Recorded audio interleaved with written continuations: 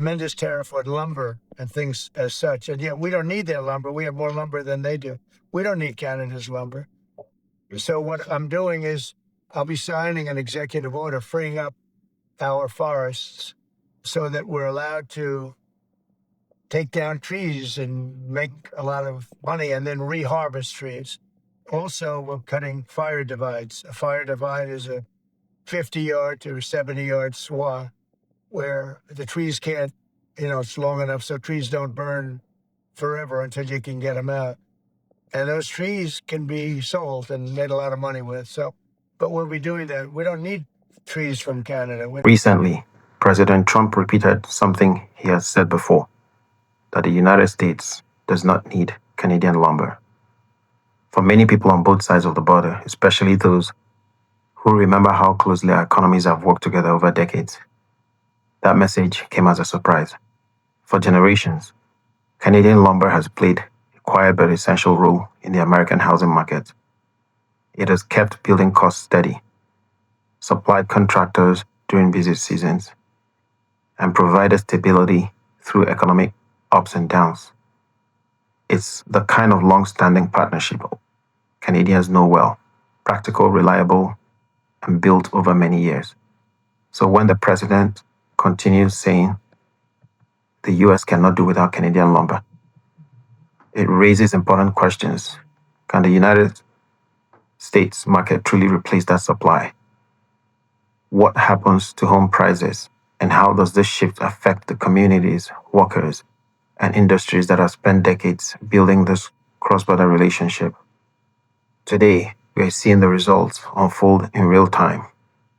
And it's a story worth understanding, not through politics, but through the lens of history, common sense, and the economic ties that have shaped North America for generations. We told you last week how the tariffs are impacting housing developers, and now NBC4's Gracie Collins is looking into how they're having a ripple effect on the housing market. Gracie, what did you learn? Jared and Anna, the housing expert I spoke with, says people are going to start seeing these impacts right away, especially when looking at the price of a home. You might only be feeling about half of what that tax ultimately will be in another 6 months or a year or so. But you're going to begin feeling these today. Uncertainty looming over the housing market. We really don't know because we don't know how long it's going to last. We don't know how it's going to change. These are taxes that have evolved pretty significantly over time. Carly Booz with the Affordable Housing Alliance of Central Ohio says these tariffs will likely result in a $9,000 increase in the sale price of a home, or about $80 more a month on a mortgage. So if you're buying a home, the cost of this tariff is essentially the same as a telephone plan or maybe a kid's swimming lesson. It's not negligible. The Trump administration says these added tariffs to lumber, upholstered furniture, cabinets, and more are meant to protect American workers and boost the U.S. economy. But Booz says it's going to put more pressure on the consumer. According to an article from NBC News, 55% of the cost of tariffs are being pushed onto U.S. consumers. There's a moment many of us remember clearly, because it made headlines on both sides of the border.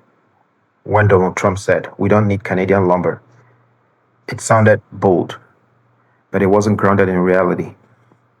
Most of you watching have lived long enough to see economic promises come and go. And you know something politicians sometimes forget. The economy runs on practical decisions, not catchy slogans. For generations, Canadian lumber has quietly supported the American housing market. If an American family bought an affordable home, chances are Canadian would help build it. If renovations were manageable, our lumber helped make that possible. It's a partnership that has worked for decades, reliable, steady, and mutually beneficial. So when tariffs were placed on Canadian softwood, and the US signaled it could do without us, the consequences were predictable. Contractors began warning that costs were rising. Suppliers were thinning. Projects were slowing down. And today, the results are impossible to ignore. US lumber prices have doubled. Home construction costs are climbing. First-time buyers, young families trying to start out, are struggling to afford even modest homes. Meanwhile, Canada adapted quickly. Our lumber producers didn't complain, they simply found new customers. Europe, Asia, nations that value stable, long-term partnerships.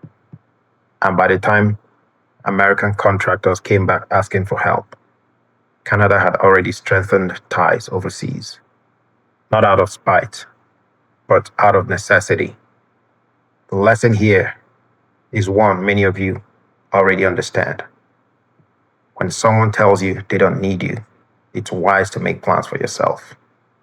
And that's exactly what Canada did. Economics is a long game.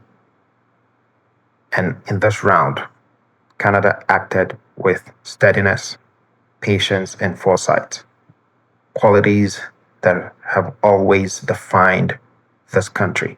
It's part of the answer. It is part of the answer. Look, 75% of the exports from the forestry sector historically, New Brunswick goes to the United States. Slightly lower percentages for the country as a whole. The U.S. is trying to shut out our forestry products. Okay, let's be clear. Let's be absolutely clear. And we can do several things in that context. One is, yes, buy Canadian and build more at home. Secondly, diversify internationally, and third, expand what we do with forest products. If you've been following the rising cost of housing in the United States, you know something isn't right.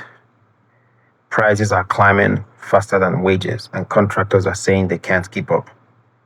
But here's the part many officials avoid admitting. A significant portion of this problem was created by political choices, specifically the choice to cut back on Canadian lumber.